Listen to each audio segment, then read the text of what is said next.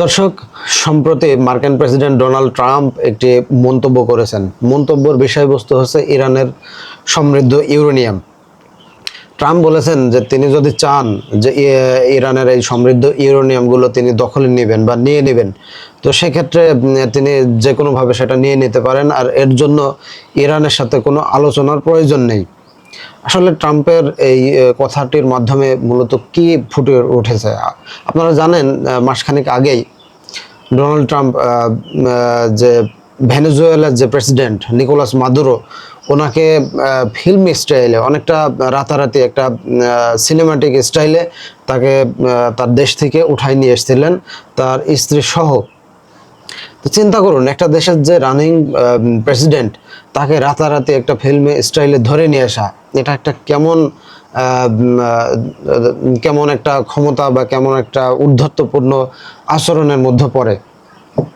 ঠিক একই কথা তিনি এই আজকের যে মন্তব্য উনি করেছেন যে ইরানের কাছে যে সমৃদ্ধ ইউরেনিয়াম আছে, এইগুলো নেওয়ার জন্য কোনো আলাপ আলোচনা বা কোনো কিছু চুক্তি ডিল কোনো কিছুর প্রয়োজন নেই। আমি যদি মনে করি, আমি ঠিক ওইভাবে ফিল্ম স্টাইলে যেভাবে মাদুরোকে ধরে নিয়ে এসেছিলাম, ঠিক ওইভাবে ইরানের যে সমৃদ্ধ ইউরেনিয়াম আছে আমি এইগুলো নিয়ে নিতে পারি। এটা সম্পূর্ণ ট্রাম্পের একটা মন্তব্য। তো আপনারা জানেন, ইরান কিন্তু মিডল ইস্টের বর্তমানে সুপার পাওয়ার একটা দেশ।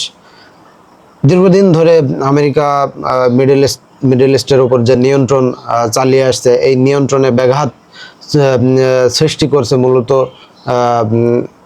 ইরান। আর ইরান মূলত বর্তমানে আমেরিকার পথের কাঁটা।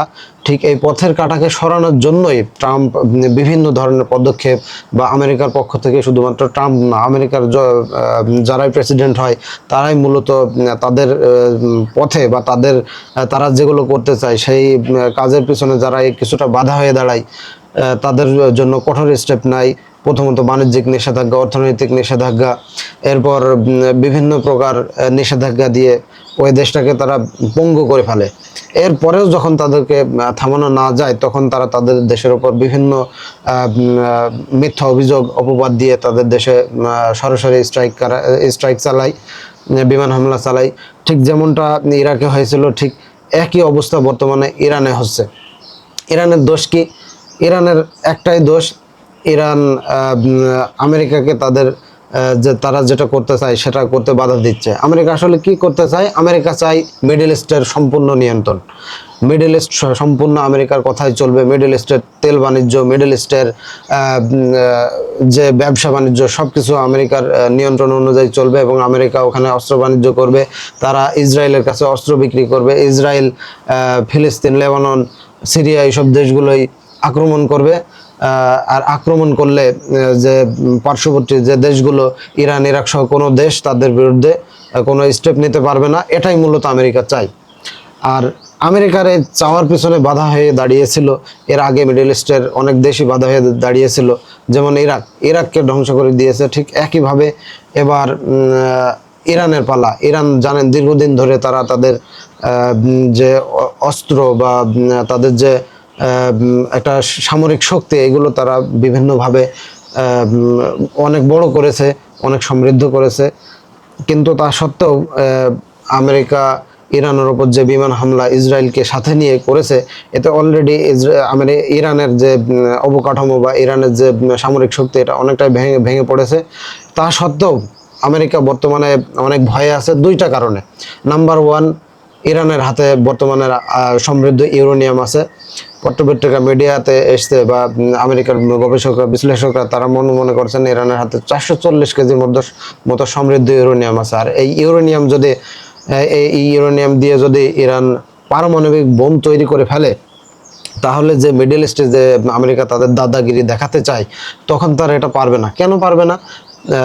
আপনারা জানেন, বাংলা ভাষায় একটা প্রবাদ আছে যে সুচ হয়ে ঢোকা, ফাল হয়ে বের হওয়া। মূলত মিডল ইস্টে তাদের দাদাগিরি বা তাদের খবরদারিত্ব চালাতে হলে আগে মিডল ইস্টে তাদেরকে প্রবেশ করতে হবে। আর মিডল ইস্টের প্রবেশদ্বার হচ্ছে ইসরায়েল। আমেরিকার মেন প্রবেশদ্বার হচ্ছে ইসরায়েল। আর এই ইসরায়েলকে ইউজ করে, বা ইসরায়েলের মাধ্যমে, বা ইসরায়েলের বিভিন্ন সমসাময়িক পরিস্থিতি, এইগুলোতে নাক গলাতে যেয়ে আমেরিকা কিন্তু এই মিডল ইস্টের ভিতর ঢুকে পড়েছে। আর এই মিডল ইস্টের ভিতর ঢুকে পড়ার পর তারা বিভিন্ন বিষয়ে বিভিন্ন দেশে দেশে সার্বভৌমত্ব, আঞ্চলিক যে স্বাধীনতা, এর উপর আমেরিকা বর্তমানে খবরদারিত্ব চালাচ্ছে। আর এই খবরদারিত্ব আর চালাতে পারবে না যদি ইরানের হাতে এই পারমাণবিক বোম চলে আসে। আর এই জায়গাতেই আমেরিকার প্রধান সমস্যা। এজন্য তারা এই ইরানের হাতে পারমাণবিক এই অস্ত্র বা ইউরেনিয়াম থাকুক, এটা তারা কখনোই চায় না। আর ইরান এর কড়া জবাব দিয়েছে। ইরান বলছে তুমি যদি পারো আমার কাছে এই ইউরেনিয়ামগুলো নাও, দেখি তুমি কি করতে পারো। তো দর্শক, মিডল ইস্টের এই ক্রাইসিস নিয়ে এখন পর্যন্ত এটাই আপডেট নিউজ ছিল। তো সকলে ভালো থাকুন।